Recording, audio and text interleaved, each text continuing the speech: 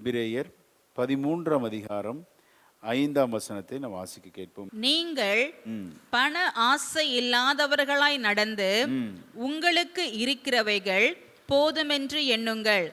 நான் உன்னை விட்டு விலகுவதும் இல்லை, உன்னை கைவிடுவதும் இல்லை என்று அவர் சொல்லி இருக்கிறாரே. 6ஆம் வசனத்தை வாசிக்கலாம். எபிரேயர் 13:6. அதனாலே நாம் தைரியம் கொண்டு கர்த்தர் எனக்கு சகாயர், நான் பயப்படேன். மனுஷன் எனக்கு என்ன செய்வான் என்று சொல்லலாமே. ஆக இந்த மாதம் கர்த்தர் நமக்கு சகாயராய் இருப்பார். எத்தனை விசுவாசிக்கிறீங்க? நான் பயப்பட வேண்டிய அவசியமே இல்லை. ஹல்லேலூயா. மனுஷன் எனக்கு என்ன செய்வான் என்று சொல்லலாமே.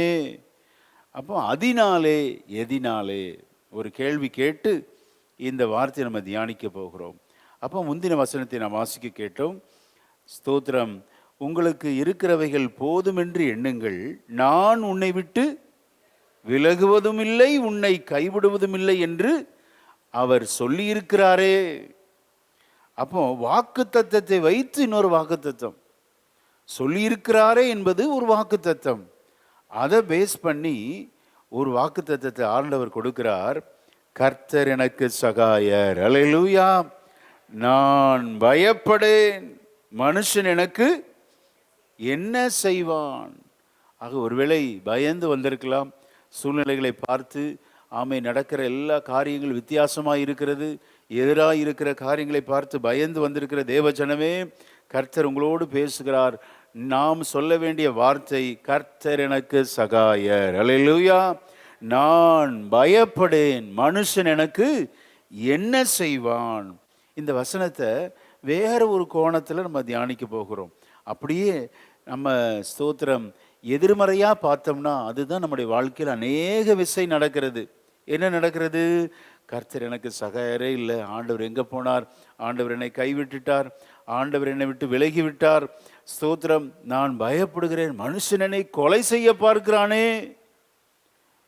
இந்த வசனத்தை அப்படியே எதிர்மறையாக சிந்தித்தா அதுதான் நம்முடைய தாட்டாக இருக்கிறது, நம்முடைய எண்ணங்களாக இருக்கிறது. மீண்டும் சொல்லுகிறேன். ஸ்தோத்திரம். அதனாலே நாம் தைரியம் கொண்டு, எதனாலே?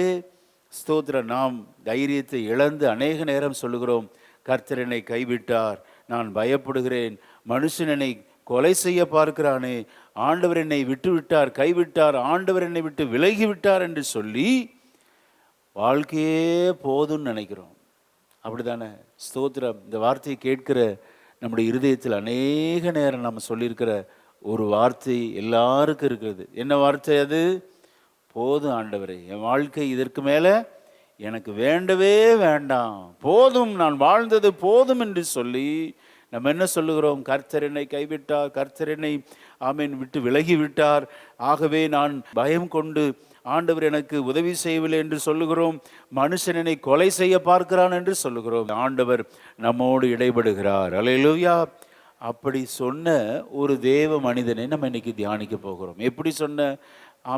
போதும் கர்த்தாவே, என்னை எடுத்துக்கொள்ளும் அப்படின்னு ஒரு சொன்ன தேவ மனிதன். இந்த வசனத்தை எதிர்மறையாய் சிந்தித்த ஒரு தேவ மனிதனையே கர்த்தர் நடத்தினார் என்றால், இன்றைக்கு நாம் நேர்மறையாய் சிந்திக்கிற நம்மை கர்த்தர் நடத்தாமல் இருப்பாரோ? ஹல்லேலூயா.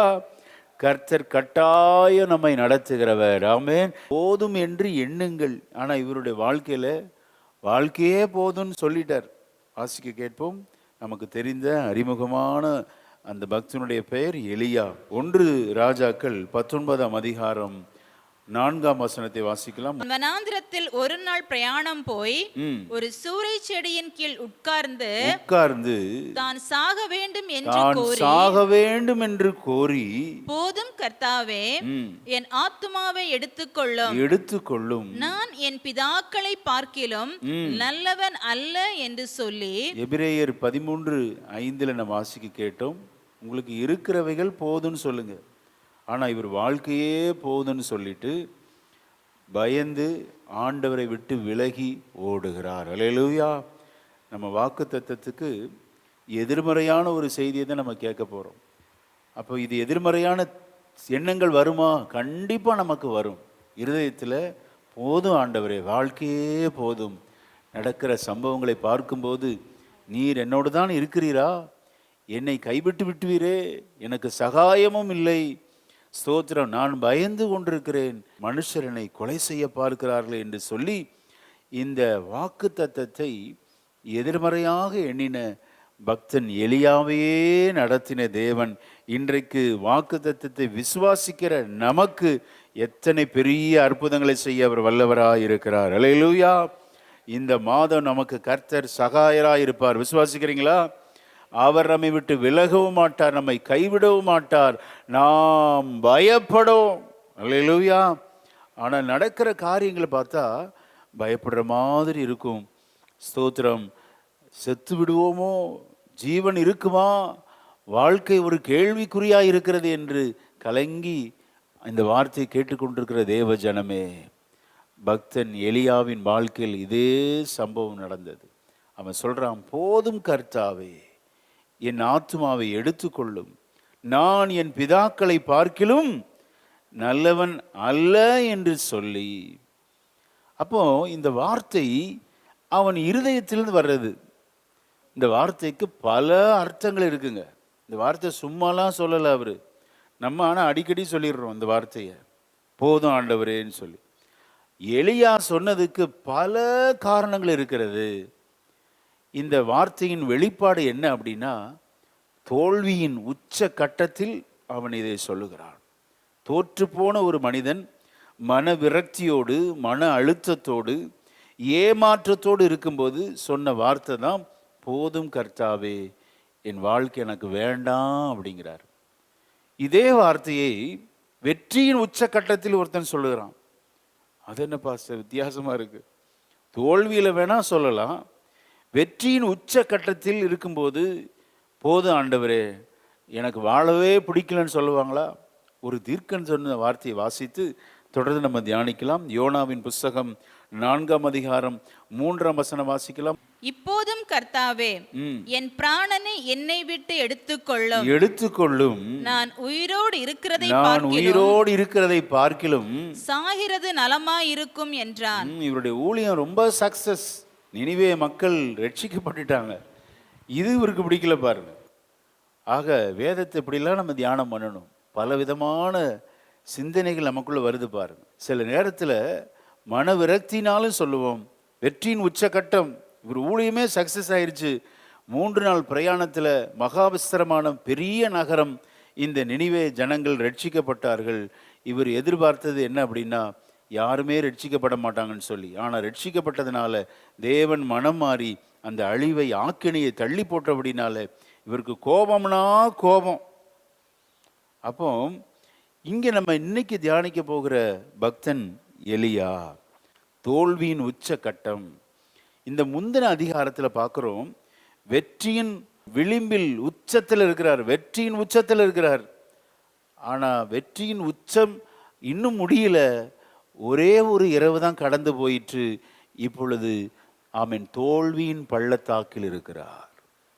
இதிலிருந்து சிறந்த பாடத்தை நம்ம கற்றுக்கொள்கிறோம். நம்முடைய வாழ்க்கையில் என்றைக்குமே நம்ம சக்ஸஸ்ஃபுல்லாக இருக்க முடியுமா அப்படின்னா கிடையாதுங்க.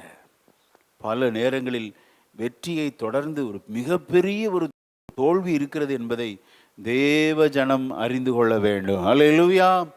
எலியாவுக்கே இந்த கதினா நமக்கு வராமல் இருக்குமா? இந்த மார்ச் மாதம் அநேக தோல்விகள் வரும், பயப்படாதீங்க. அல்லேலூயா. ஸ்தோத்திரம். கர்த்தர் நம்மை விட்டு விலகவே மாட்டார். எத்தனை பேர் நம்புகிறோம்? ஆமென். கர்த்தர் நம்மை கைவிடவே மாட்டார். எத்தனை பேர் நம்புகிறோம்? அல்லேலூயா. அதனாலே நாம் தைரியம் கொண்டு நாம் சொல்ல முடியும், கர்த்தர் எனக்கு சகாயர், நான் பயப்படேன், மனுஷன் எனக்கு என்ன செய்வான் என்று சொல்லலாமே. சொல்லணும், வார்த்தையை அறிக்கையிடணும், வாக்கு தத்தத்தை தேவ ஜனங்கள் வாயை திறந்து சொல்லணும். அப்போ என்றைக்குமே நம்ம சக்ஸஸ்ஃபுல்லாக வாழ்க்கை வாழ முடியுமா? சக்ஸஸ்ஃபுல்லாக பிஸ்னஸ் பண்ண முடியுமா? நல்ல வேலையில் தொடர்ந்து இருக்க முடியுமா அப்படின்னா இந்த அதிகாரம் சொல்லுகிறது இல்லை. என்றைக்குமே நாம் உச்சக்கட்டத்தில் இருக்க முடியாது. வெற்றியின் உச்சத்தில் இருக்கிறவர்கள் திடீரென்று சறுக்கி தோல்வியின் பள்ளத்தாக்கிலே வருகிற அனுபவம் தேவ ஜனங்களுக்கு உண்டு. ஆமென். ஆனால் நம்ம சூழ்நிலைகளை பார்க்கக்கூடாது. சூழ்நிலைகளை மாற்றுகிற கர்த்தரையே நாம் பார்க்க வேண்டும். ஹல்லேலூயா. தீர்க்கதரிசிக்கும் இதுதான், விசுவாச மக்கள் தேவனை விசுவாசிக்கிற எல்லாருக்கும் இதுதான் ஸ்டேட்டஸுங்க. என்றைக்குமே ஸ்டேட்டஸ்லாம் ஓஹோன்னு போட முடியாது. எப்போவுமே சந்தோஷமாக இருக்கிற மாதிரி போட முடியுமா? சந்தோஷமும் துக்கமும் அப்படியே ஒரு மேடு பள்ளம் போல் வாழ்க்கை முழுவதும் பார்த்தீங்கன்னா, சந்தோஷம் உச்சத்தில் இருப்போம், திடீர்னு தோல்வியின் விளிம்பில் வருவோம், போதும் ஆண்டவரேன்னு சொல்லுவோம். இதுதான் நிலைமை. காரணம் என்ன அப்படின்னா, இவர் சக்ஸஸ்ஃபுல்லாக நேற்றைய தினத்தில் ஊழியம் செஞ்சாருங்க. நேற்றைய தினத்தில் இவர் செய்த ஊழியத்தை பாருங்க, அற்புதமாக இருந்துச்சு. இந்த சோர்வுக்கு காரணம் என்ன அப்படின்னா, இவர் இப்போ ஒரு நாள் தூரம் நடந்திருக்கிறார், 32 கிலோமீட்டர் நடந்திருக்கிறார். நடந்து வந்ததுனால சரீரம் சோர்ந்து போயிடுச்சு. ஆனால் முந்தின நாள் செய்த ஊழியத்தின் களைப்பு, ஊழியம் என்ன செஞ்சாரு? முந்தின அதிகாரம் 1 ராஜாக்கள் 18:32 வாசிக்க கேட்போம். அந்த கற்களாலே கர்த்தருடைய நாமத்திற்கென்று ஒரு பலிபீடத்தை கட்டி பலிபீடத்தை சுற்றிலும் தானியம் அளக்கிற 2 படி விதை விதைக்கத்தக்க இடமான ஒரு வாய்க்காலை உண்டாக்கி விறகுகளை அடுக்கி ஒரு காளையை சந்து சந்தாக துண்டித்து விறகுகளின் மேல் வைத்தான். நேற்று தினத்துல பயங்கர ஹார்ட் ஒர்க் இருக்கு. ஒரு பலிபீடத்தை கட்டியிருக்கிறாரு, தனி ஒரு ஆளா. வைத்தான் தான் போட்டிருக்கு, வைத்தார்கள்னு சொல்லலை. தண்ணி ஊற்றுனது தான் ஜனங்கள் கொண்டு வந்து ஊற்றினார்கள். ஆக பலிபீடத்தை கட்டி விறகுகளை அடுக்கி ஒரு காளையை வெட்டுறதுன்னா எவ்வளோ கஷ்டம்.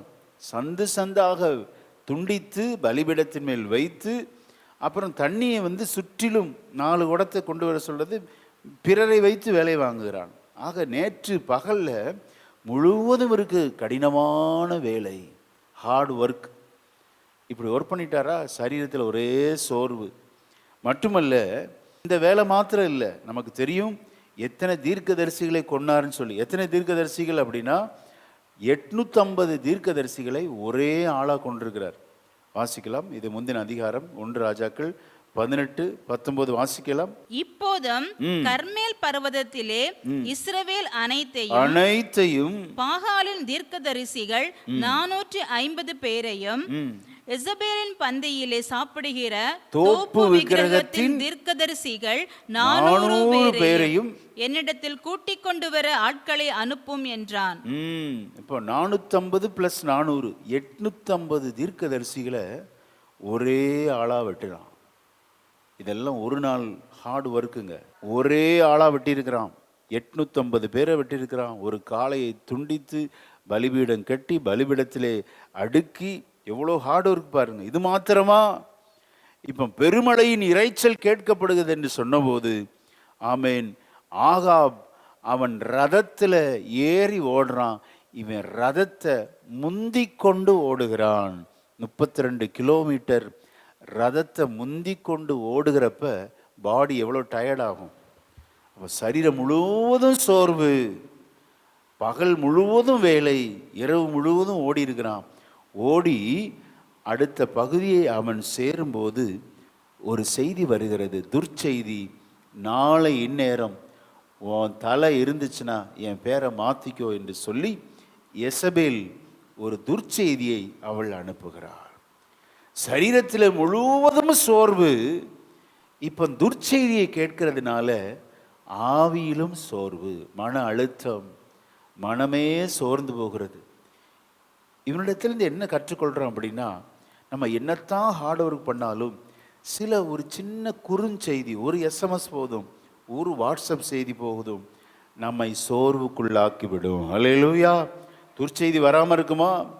துர்ச்செய்தியை கேட்கிறதுனால் நீதிமான் பயப்படான், அவன் இருதயம் கர்த்தரை நம்பி திடனாயிருக்கும் என்று வேதம் சொல்லுகிறது. ஆக ஒரே ஒரு துர்ச்செய்தி, நாளை இந்நேரத்தில் உன் தலை இருக்காதுன்னு சொல்லி எசபேல் சொன்ன வார்த்தை கேட்ட உடனே அவன் சோர்ந்து போய் ஓடுறாரு பாருங்க. இப்போ ஸ்தோத்திரம், கர்மேலிருந்து எஸ்ரேலுக்கு வந்திருக்கிறார். எஸ்ரேல் 32 கிலோமீட்டர் ஓடி வந்திருக்கிறார். கர்மேலிருந்து எஸ்ரேல், அதான் முந்தின அதிகாரத்தின் கடைசி வசனம். இப்போ எஸ்ரேலிருந்து பெயர் சபாவுக்கு போகிறார். ஏன் பெயர் சபாவுக்கு போறார் அப்படின்னா, நாளை இந்நேரத்தில் உன் தலை இருக்காதுன்னு சொன்னதுனால ஆகாபுக்கு உரிய அவன் ஆளுகையில் இருந்த அந்த இடத்தை விட்டு அந்த எல்லைக்கு புறம்பே ஓடுகிறான். அதுதான் பெயர் சபா. 1 ராஜாக்கள் 19:3. அவனுக்கு அது தெரிந்த போது எழுந்து தன் பிராணனை காக்க யூதாவை சேர்ந்த பெயர்செபாவுக்கு புறப்பட்டு போய் தன் வேலைக்காரனை அங்கே நிறுத்திவிட்டான். அங்கே நிறுத்தி தன்னை தனிமைப்படுத்தி கொள்ளுகிறான். தனிமைப்படுத்தி மீண்டும் ஒரு நாள் பிரயாணம். அப்போ நேற்று ஃபுல்லாக கடினமான வேலை, இரவு முழுவதும் ஒரு ரதத்தை முந்தி கொண்டு ஓடுறான்னா நம்ம கொஞ்ச நேரம் ஓடி பாருங்க, ஓட முடியுமா? 1 கிலோமீட்டர் ஓட முடியுமா? அதுக்கப்புறம் மூச்சு தசு புசுன்னு வாங்கிடும். 32 கிலோமீட்டர் ஓடி இருக்கிறார், ஒரு ரதத்தை முந்தி இருக்கிறார், எவ்வளோ ஸ்பீடாக ஓடி இருப்பார். சரீரம் முழுவதும் சோர்வு, இப்பொழுது ஆத்மாவும் சோர்வு. ஆகவே இவன் பெயர் சபாவுக்கு போய் அங்கிருந்து ஒரு நாள் பிரயாணம் போய் சூரை செடியின் கீழ் உட்கார்ந்து தான் சாக வேண்டும் என்று கோரி, போதும் கர்த்தாவே, ஹல்லேலூயா, ஆமென். இவன் சாக தானே போகிறான். இப்போ எசபேல் தலையெடுத்தா என்ன அவனுக்கு பிரச்சனையா? இல்லையே, அங்கே இருந்து சத்திருக்கலாமே. அப்போ இது மன அழுத்தத்தினால், சோர்வினால், ஒரு ஆத்மீக ஏமாற்றம். நல்ல கவனிங்க, நம்முடைய வாழ்க்கையில் ஒரு காரியத்தை நம்ம இருதயத்தில் பதித்து வைத்து விட வேண்டும். நாம் யாரையும் சார்ந்து வாழக்கூடாது. ஹல்லேலூயா, ஆமென். ஈவன் கணவன் மனைவி சம்பளத்தை கூட நம்ம சார்ந்து வாழக்கூடாது. அந்த ஒரு தீர்மானத்தில் நீங்கள் உறுதியாக இருந்தீங்கன்னா உங்கள் பிள்ளைகள் உங்களை கவனிப்பாங்க. அவங்க எனக்கு கஞ்சி ஊற்றுவாங்க, இவங்க சோறு போடுவாங்க, இவங்க பார்த்துக்குவாங்க. சேஃப்டி ரீஜன்லாம் உருவாக்கவே கூடாது. கர்த்தரையே நாம் சார்ந்து வாழும்போது நமது வாழ்க்கை சிங்க நடையாக இருக்கும். ஹல்லேலூயா, ஆமென். இவன் ஏன் இப்படிப்பட்ட ஒரு விரக்தியில் வந்தான் அப்படின்னா, மிக சக்ஸஸ்ஃபுல்லாக ஊழியம் செஞ்சாங்க. 850 தீர்க்கதரிசிகளை வெட்டி போட்டான். வானத்திலிருந்து அக்கினி இறங்கி வந்துருச்சு, வந்து பலிபீடத்தில் எல்லாம் பட்சித்து போட்டது. அப்போ இவன் எதிர்பார்ப்பு என்ன? சமஸ்த இஸ்ரவேலும் வணங்கியது. என்ன சொல்லி வணங்கினது? கர்த்தரே தேவன் என்று சொல்லி வணங்கினது. இவனுடைய எதிர்பார்ப்பு என்ன அப்படின்னா, இந்த ஆகாபும் ஏசபேலும் ரட்சிக்கப்பட்டுருவாங்கன்னு நினச்சான். அது நடக்கலை. அது நடந்ததற்கு பதிலாக இவன் தலையை துண்டிக்கணும் அப்படிங்கிறாங்க. எப்படி இருக்கும்? மிகப்பெரிய ஒரு ஏமாற்றங்க. ஆகவே தான் சொல்கிறேன், ஒரு ஊழியக்காரனுக்கு மிக சிறந்த பாடத்தை இந்த பக்தன் கற்றுக் கொடுக்கிறான். விசுவாச மக்களாகிய நமக்கும் கற்றுக் கொடுக்கிறார். நம்ம கடமையை மாத்திரம் செய்யணும், எதிர்பார்ப்பதை நாம் விட்டுவிட வேண்டும். ஹல்லேலூயா. சூழ்நிலையெல்லாம் எதிராக தான் நடக்கும். அநேக நேரம் நம்ம நினைச்சது மாதிரி நடக்காது, நினைச்சது போல நடக்கல. அப்படிங்கிறப்ப ஒரே மன விரக்தி, மன அழுத்தம், சோர்வு, சரீரத்திலும் சோர்வு, ஆத்மாவிலும் சோர்வு, விளைவு போது ஆண்டவரே அப்படிங்கிறப்ப. அப்போ எதிர்பார்த்து வாழவே கூடாது. நான் அடிக்கடி சொல்லுவேன், இந்த பழக்கத்தை நீங்கள் ஏற்படுத்திட்டீங்கன்னா உங்கள் மனது ரொம்ப சமாதானம் உள்ளதாக இருக்கும். ஹல்லேலூயா. எதையுமே எதிர்பார்க்க கூடாது. வந்தாலும் தோத்திரம், வராட்டிலும் தோத்திரம். அப்படி போட்டாதான் நீங்கள் கர்த்தரை சார்ந்திருப்பீர்கள் என்று அர்த்தம். ஹல்லேலூயா. தைரியமாக நான் சொல்ல முடியும், பலிபீடத்திலிருந்து யார் கைவிட்டாலும் கர்த்தர் எனக்கு கொடுத்த கடமையை நான் நிறைவேற்ற பிரயாசப்படுவேன். ஹல்லேலூயா. கடமையை செய்யணும், குடும்பத்துக்கு வேண்டிய கடமையை செய்யணும். ஊழியத்தில் சோத்திரம், கர்த்தர் கொடுத்த பொறுப்பை உணர்ந்து நாம் கடமையை செய்வது நம்மேல் விழுந்த அது பொறுப்பு. ஹல்லேலூயா. கடமையை செய்யணும், பலனை எதிர்பார்க்க கூடாது. பலனை கொடுக்கிறவர் கர்த்தர். எத்தனை பேர் விசுவாசிக்கிறீங்க? இந்த குணத்தை உங்களுக்குள்ள வளர்த்து கொண்டீர்களானால் இந்த மன அழுத்தம் உங்களை மேற்கொள்ளவே மேற்கொள்ளாது. ஹல்லேலூயா. அப்படி நோ எக்ஸ்பெக்டேஷன்.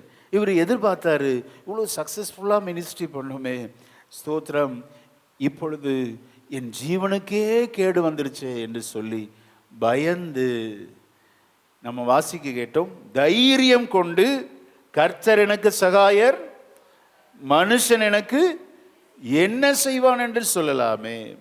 ஆக இவன் எதிர்பார்த்ததுனால தோல்வி, விரக்தி, மன அழுத்தம், ஆன்மீக ஏமாற்றம். எதிர்பார்த்தது ஒன்று, நடக்கிறது ஒன்று. பெரிய ஏமாற்றத்தினால சொல்றார், போதும் கர்த்தாவே. ஹல்லேலூயா.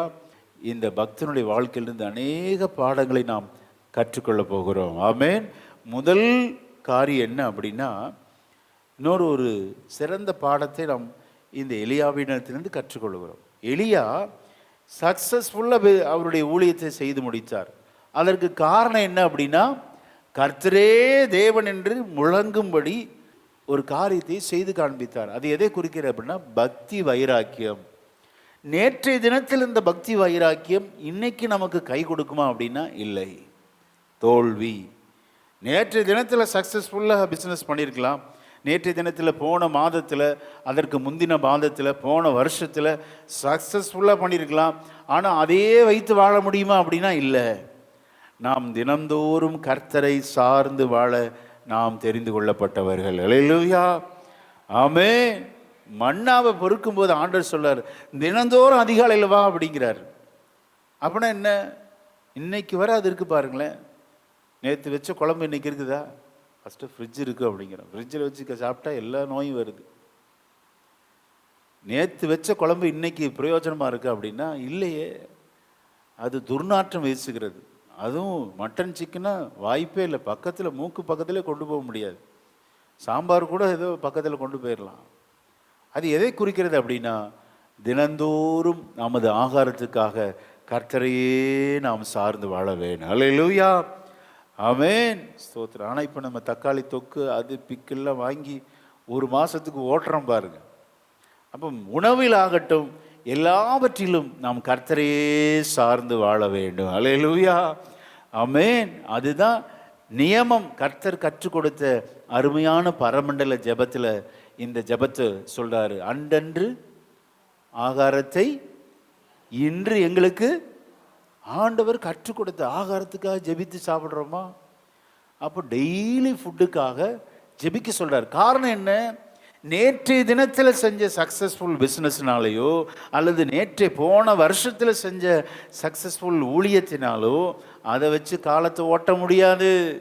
தினந்தோறும் நாம் கர்த்தரை சார்ந்திருக்க வேண்டும். அல்லேலூயா. போன வருஷத்தில் இருந்த பக்தி வைராக்கியத்தை வச்சு வாழ்க்கையை ஓட்ட முடியுமா? அதை சார்ந்திருக்க முடியுமானா இல்லை. அப்போ என்ன செய்யணும் அப்படின்னா, விழிப்புடன் இருக்க வேண்டும். தேவ ஜனம் தினந்தோறும் கர்த்தருடைய கரத்தையே நோக்கி பார்க்கிறவர்களாக இருக்க வேண்டும். அல்லேலூயா. நம்ம நினைக்கலாம், சின்ன சின்ன விஷயத்துக்கலாமா பாஸ்டர்? எஸ்.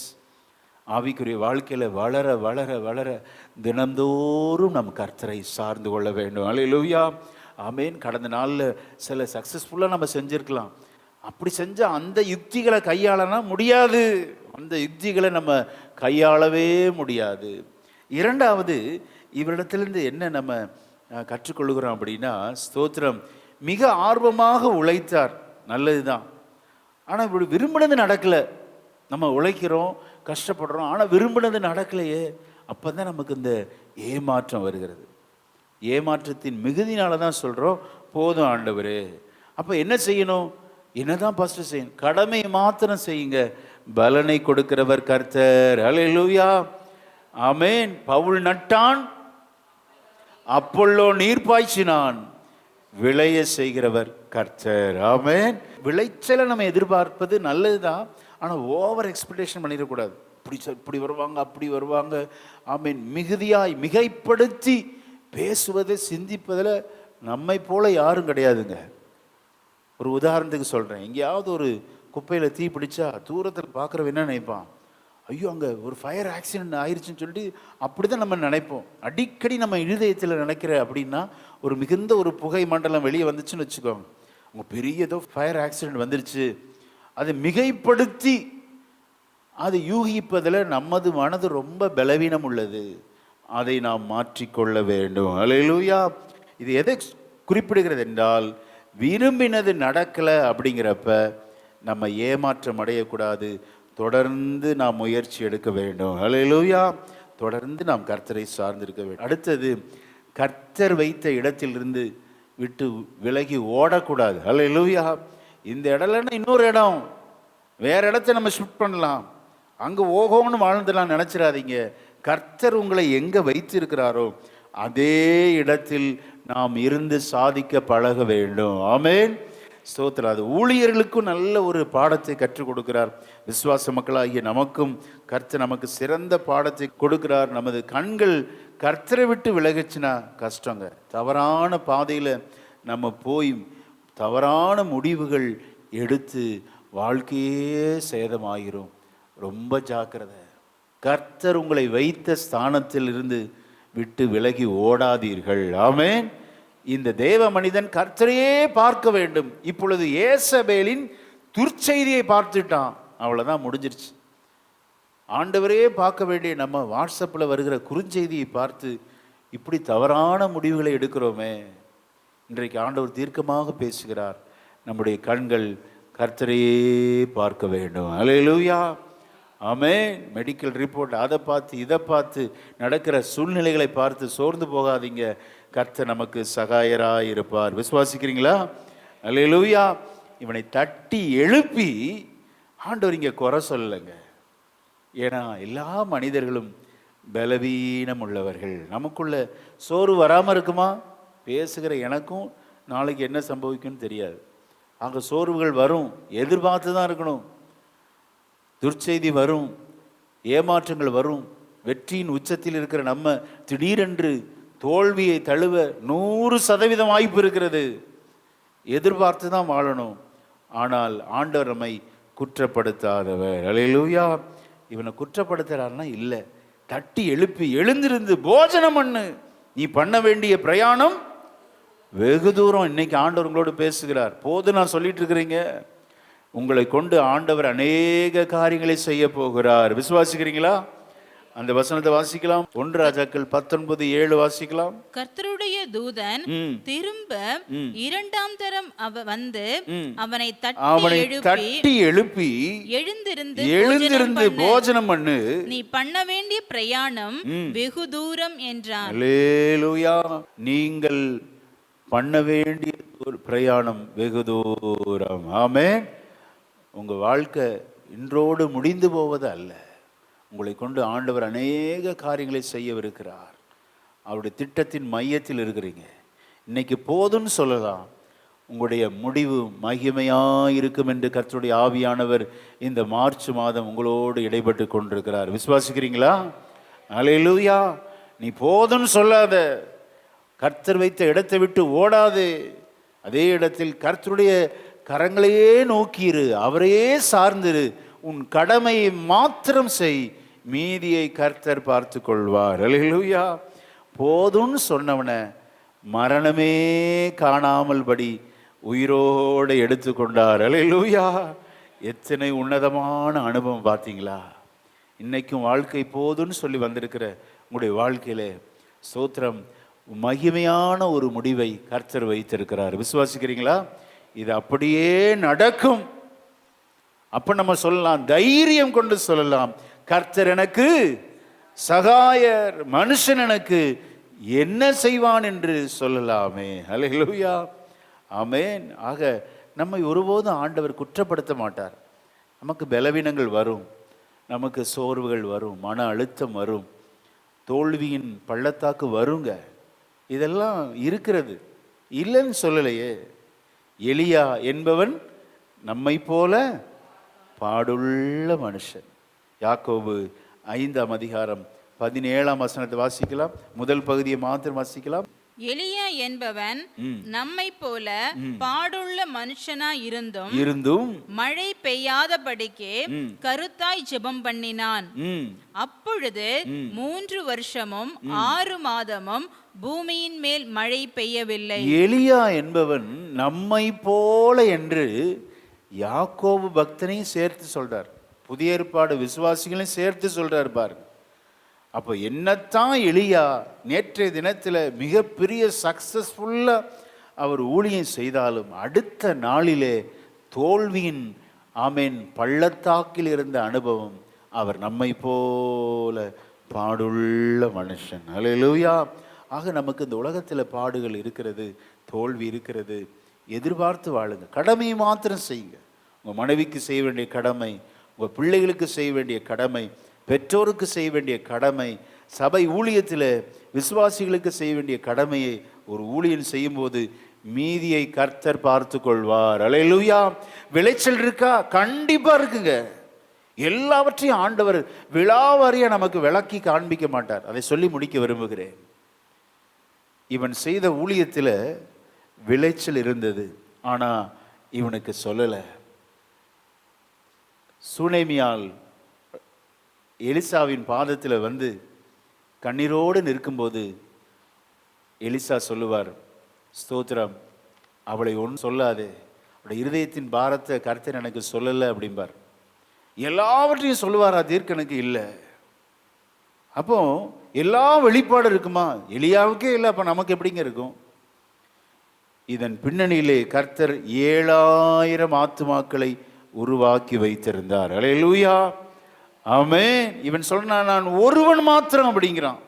10ஆம் வசனத்தின் கடைசி வாசிக்கலாம்.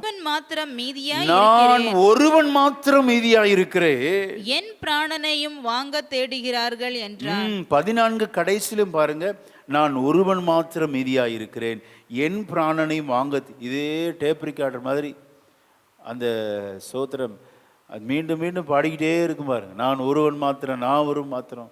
ஏன்னா அவள் மன விரக்தி ஆயிடுச்சு, மன அழுத்தம், ஆத்மீக ஏமாற்றம். எல்லாரும் ரட்சிக்கப்படுவாங்கன்னு நினைச்சாரு. ஆமென். யாருமே ரட்சிக்கப்படலை. சோத்திரம். ஏசபேல் அதற்கு பதிலாக இவனை கொல்லுவேங்கிறா. இப்போ யோசிக்கிறாரு, ஸ்தோத்திரம், நான் ஒருவன் மாத்திரம். ஏன் அந்த விரக்தி ஏன் வந்துச்சு? எதிர்பார்த்தது நடக்கலை. கவனிங்க, கடமையை மாத்திரம் செய்வோம். கர்த்தர் இதன் பின்பாக ஆண்டவர் செயல்பட்டு கொண்டுதான் இருக்கிறார். அல்லேலூயா, ஆமென், ஸ்தோத்திரம். ஆண்டவர் சொல்றாரு, இதன் பின்னணியினை நான் 7000 பேரை வைத்திருக்கிறேன். 1 ராஜாக்கள் 19-18 வாசிக்கலாம். ஆனாலும் பாகாலுக்கு முடங்காதிருக்கிற முழங்கால்களையும் அவனை முத்தம் செய்யாதிருக்கிற வாய்களையும் உடைய 7000 பேரை இஸ்ரவேலிலே மீதியாக வைத்திருக்கிறேன் என்றார். பாத்தீங்களா? 7000 பேரை நான் வச்சிருக்கிறேன். நீ நினைக்கிற நீ ஒருவன் மாத்திரம் தான் சொல்லி, ஆனா உன்னுடைய ஊழியத்தின் நிமித்தம், ஸ்தோத்திரம், கர்த்தரே தேவன் என்று முழங்கின அந்த வார்த்தை நிமித்தம் நான் 7000 பேரை ரிசர்வேஷன்ல வச்சிருக்கிறேன். உனக்கு தெரியாது எலியாவே. அல்லேலூயா. விசுவாசிக்கிறீங்களா? இன்றைக்கும் ஆண்டவர் நம்மோடு பேசுகிறார். நீங்கள் உங்கள் கடமையை மாத்திரம் உங்கள் குடும்பத்துக்கு செய்யுங்க, சபைக்கு செய்யுங்கள், மீதியை கர்த்தர் பார்த்து கொள்வார். அல்லேலூயா. விளைய செய்கிற தேவன் விளைச்சலை பெருக செய்வார். அல்லேலூயா. ஆகவே நாம் சொல்ல முடியும், தைரியம் கொண்டு சொல்ல முடியும், கர்த்தர் எனக்கு சகாயர், நான் பயப்படேன், மனுஷன் எனக்கு என்ன செய்வான் என்று சொல்லலாமா? ஆமென். சொல்லிக்கொண்டே இருங்கள், விளைய செய்கிறவர். ஆமேன், கர்த்தர். ஆமேன். பவுல் நட்டான், அப்பல்லோ நீர் பாய்ச்சினான், விளைய செய்கிறவர் கர்த்தர். ஆமேன், ஹல்லேலூயா. ஆனால் நம்ம எதிர்பார்க்கறது என்னென்னா, அது நடக்கலை. அப்படிங்கிறப்ப போதும் ஆண்டவரேங்கிறோம். இந்த ஜபத்தை கர்த்தர் கேட்டாரா? இந்த ஜபத்தை கேட்டால் இங்கே யாருமே நம்ம உயிரோடு இருக்க மாட்டோம். வாக்குத்தத்த ஆராதனையில் வந்து உட்கார்ந்துருக்கிற நம்ம வாழ்க்கையில் எத்தனை விஷயம் சொல்லியிருக்கிறோம். ஓ, நீங்கள் சொன்னதே இல்லையா? ஸ்தோத்திரம். எத்தனை விஷயம் சொல்லியிருக்கிறோம். போதும் ஆண்டவரே, என் வாழ்க்கை, இந்த குடும்ப ஜீவியமே போதும். அவன் எத்தனை போராட்டங்கள், எத்தனை அவமானங்கள், நிந்தைகள், எத்தனை இழப்புகள் சுவாமி. ஆமேன். ஆனால் முடிவு மகிமையான ஒரு முடிவை வைத்திருந்தார். அல்லேலூயா. நமது கண்கள் எப்போதும் ஆண்டவரை பார்க்கட்டும். எதிர்பார்ப்பதை விட்டுவிடுங்கள், கடமை மாத்திரம் செய்யுங்கள். அல்லேலூயா. கடந்த கால பக்தி வைராக்கியம் இன்றைக்கு உதவாதுங்க. வாயை திறந்த சொல்லுவாங்க, நான் 1980 அப்போ நம்ம பிறந்திருக்கவே மாட்டோம். 1970 நான் செஞ்ச சாதனை அப்படிம்பாங்க. இன்னைக்கு என்ன செய்கிறீங்க அப்படின்னா, இன்னைக்கு 0 எம்டியாக உட்காந்துருப்பாங்க. கடந்த கால சாதனைகள் இன்றைக்கு உதவுமா? உதவாது. பக்தி வைராக்கியம் உதவாது. அப்போ தினந்தோறும் நாம் கர்த்தரை சார்ந்திருக்க வேண்டும். தினந்தோறும் நாம் ஜெபத்திலே வளர வேண்டும், பரிசுத்தத்தில் வளர வேண்டும். அந்த ஆத்மார்த்தம்னு சொல்லுவாங்க பாரு, அந்த ஏக்கம், வாஞ்சை நம்ம குறையவே கூடாது. அல்லேலூயா. ஆதி அன்பிலே நிலைத்திருப்போம். கர்த்தரிடத்திலிருந்து பெரிய காரியங்களை கர்த்தர் நமக்கு செய்வார் என்று காத்திருப்போம். கர்த்தர் நேர்த்தியாய் செய்வார். அல்லேலூயா. மகா பரிசுத்தமும் கிருபையும் நிறைந்த எங்கள் பரலோக பிதாவே, இந்த அருமையான வாக்குத்தத்த ஆராதனைக்காக நன்றி செலுத்துகிறோம் ஆண்டவரே. ஆண்டவரே, நாங்கள் இருக்கிறவைகள் போதுமென்று எண்ணி கர்த்தர் எங்களோடு கூட இருக்கிறார், அவர் எங்களை விட்டு விலகவே மாட்டார், நான் பயப்படேன், அவர் எனக்கு சகாயராய் இருப்பார் என்று சொல்லி ஆண்டவரே எல்லா பயத்துக்கும் எங்களை நீங்களாக்கி விடுவீங்கப்பா. ஒவ்வொரு நாளும் நாங்கள் உண்மை சார்ந்திருக்கணும் ஆண்டவரே. நேற்றைய பக்தி வைராக்கியம் இன்றைக்கு உதவாது, நாளைக்கு உதவாது என்று சொல்லி எலியாவின் பக்தனுடைய வாழ்க்கையிலிருந்து நாங்கள் கற்றுக்கொண்டோம் ஆண்டவரே. தினந்தோறும் நாங்கள் பக்தியிலும் பயபக்தியிலும் தேவனுக்கு பயப்படுகிற பயத்திலும் வளர எங்களுக்கு கிருபை செய்யுங்கப்பா. ஒவ்வொரு பிள்ளைகளும் நல்ல சக்ஸஸ்ஃபுல்லாக தங்களுடைய வாழ்க்கையை ஆண்டவரே ஓட உதவி செய்யுங்க. ஓட்டத்தில் பொறுமையோடு ஓடணும்ப்பா. ஆண்டவரே ஸ்தோத்திரம் அப்பா. எங்களை இந்த வேளையில் எங்களை தாழ்த்துகிறோம். இயேசு கிறிஸ்துவின் நாமத்தில் ஜெபிக்கிறோம் நல்ல பிதாவே.